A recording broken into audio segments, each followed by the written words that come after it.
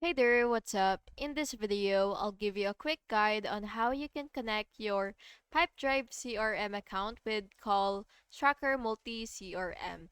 So this is useful for tracking calls, logging interactions, and improving your sales workflow.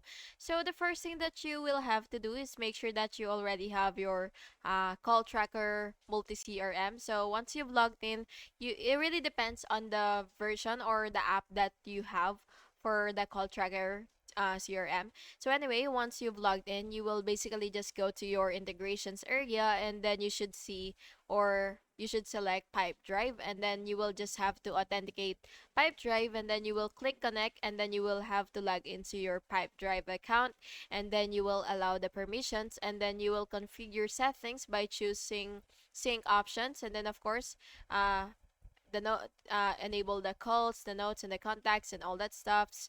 And yeah, that's basically just it. And I hope you found this video helpful, and if you did, please make sure to like and subscribe for more videos like this. Thank you and have an awesome day.